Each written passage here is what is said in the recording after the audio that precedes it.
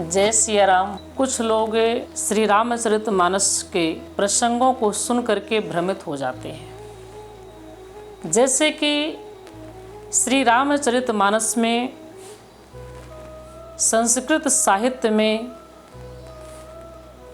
कोटि शब्द कहा गया है और हिंदी में उसी कोटि को करोड़ कहा गया है। तो कुछ लोग कहते हैं कि नहीं, कोटि अलग है, करोड़ अलग है, जबकि ऐसा नहीं है।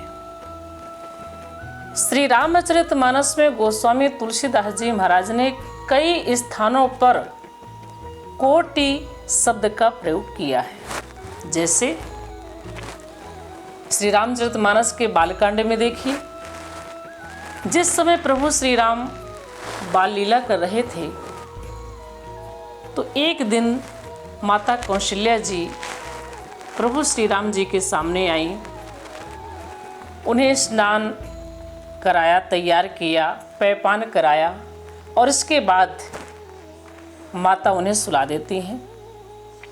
तत्पश्चात स्वयं भगवान का पूजन करना है, भोजन इत्यादि बनाना है।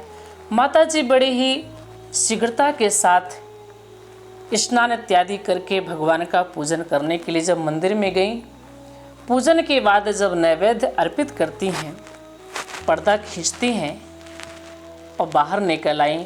थोड़ी देर के बाद जैसे पर्दा उन्होंने खोला तो देखा जो भगवान के लिए प्रसाद अर्पित किया गया था, नैवेद्य अर्पित किया गया था, उससे रामलला बैठ करके अपने हाथ में लेकर के पा रहे थे। माँ बड़ी चकित हो गई और दौड़ते दौड़ते पालने के पास में पहुंची।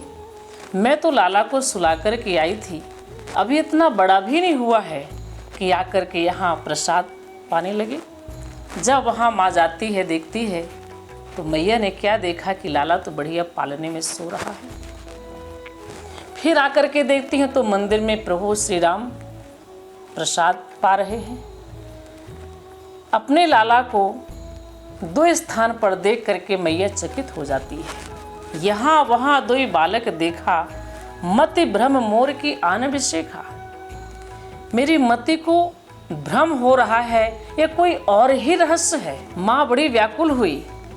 जैसे मैया को व्याकुल प्रभु ने देखा तो प्रभु मुस्कुराने लगे। देख राम जननी कुलाने, अब प्रभु हंस दीन मधुर मुस्काने। श्री राम जी मधुर मधुर मुस्कुराने लगे और वहीं पर प्रभु ने क्या किया, तुरंत श्री राम जी ने अपना विराट रूप प्रकट किया।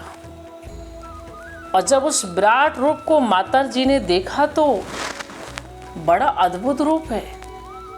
एक एक रोम में कोटि कोटि ब्रह्मांड दिखाई पड़े, यानी करोड़ करोड़ ब्रह्मांड दिखाई पड़े। श्री रामचरितमानस में गोस्वामी जी महाराज लिखते हैं, बालकांड के 201 दोहे में आप देखिए कि दिख रावा मातहि निज यद बुध रूप यखंड, रोम रोम प्रति लागे कोटि कोटि ब्रह्मांड। एक एक रोम में कोटि कोटि ब्रह्मांड, यानी एक एक रोम में करोड़ करोड़ ब्रह्मांड हैं। तो हिंदी साहित्य में आप देखें, कोटि को ही करोड़ कहा जाता है। आप पहले पढ़िए तो मानस, और केवल यहाँ बस नहीं है, और आगे चल कर के आप अयोध्या कांड में देखें, अरण्य कांड में देखें, किष्किंधा कांड में देखें, सुंदर कांड में, लंका कांड में, लास्ट में आप उत्तर कांड में भी देखिए। जगह जगह पर आपको कोटि शब्द का जब वहाँ पर अर्थ किया गया है तो करोड़ ही लिखा गया है। इसलिए कोटि और करोड़ में भ्रमित ना हो, वही कोटि है, वही करोड़ है। तो ये तो देखिए बालकांड की बात हुई। मैं आपको उत्तर कांड में ले चलती हूँ। उत्तर कांड में प्रसंग आता है कि एक बार काकभूषुंड जी जब पहले मानव शरीर में थे तो उज्जैन में महाकालेश्वर मंदिर में जप कर रहे थे। वो जप तो भगवान शंकर के नाम का करते हैं, लेकिन श्री राम जी का अंदर से विरोध करते थे। और जब उनके गुरुदेव यह देखते थे कि ये भगवान शंकर का पक्ष लेते हैं लेकिन राम जी के विरोध करते हैं, तो गुरुदेव जी समझाया करते थे कि नहीं पुत्र, ऐसा मत करो। क्यों? क्योंकि भगवान शंकर भी राम जी के नाम का जप करते हैं।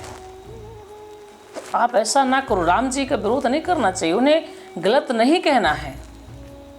लेकिन काकभूषुंड जी नहीं मानते थे। और जब गुरुदेव जी कहते थे कि भगवान शंकर श्री राम जी के नाम का जाप करते हैं, तुम पुन राम राम दिन राति, सादर जपहु अनंग अराती, राम राम महादेव जी जपते हैं और काशी में मरने वाले जीव को भगवान शंकर मुक्ति देते हैं। तो किसके बल पर? राम नाम के बल पर। भगवान राम जी के नाम के बल पर वो मुक्ति की प्राप्ति भी कराते हैं। राम नाम के बल पर उन्होंने हालाहाल विश्व को अपने कंठ में धारण किया है इत्यादि जब समझाते हैं तो काकभूषुंड जी नाराज हो जाते हैं गुरुदेव से। एक दिन नाराज बैठे थे और उसी समय गुरुदेव मंदिर में आए। गुरुदेव को देख कर के काकभूषुंड जी जब मानव शरीर में थे तो उठ कर के खड़े नहीं हुए, प्रणाम नहीं किया।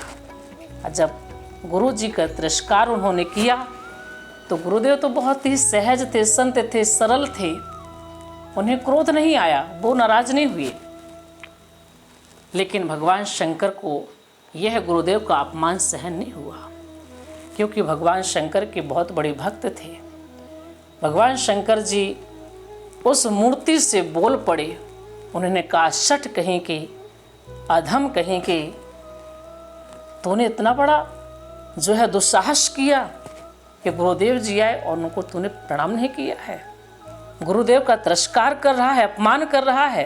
तो यहाँ भी भगवान शंकर ने कहा, जे सठ गुरु सन ईर्षा करहीं और रौरो नरक कोटि जुग परहीं। जो शिष्य अपने गुरुदेव से ईर्ष्या करता है, द्वेष भाव रखता है, वह एक नहीं, दो नहीं, बल्कि रौरो नरक में करोड़ों युगों तक रहता। तो यहाँ भी कोटि शब्द का अनुवाद जब किया गया तो करोड़ ही लिखा गया है। तो इस प्रकार से भगवान शंकर काकभूषुंड जी को डांटते हैं और उन्हें अनेक जन्म लेने का श्राप भी दे देते हैं कि तुम अनेक जन्म लोगे, तुम अजगर बनोगे इत्यादि जो है श्राप भी देते हैं।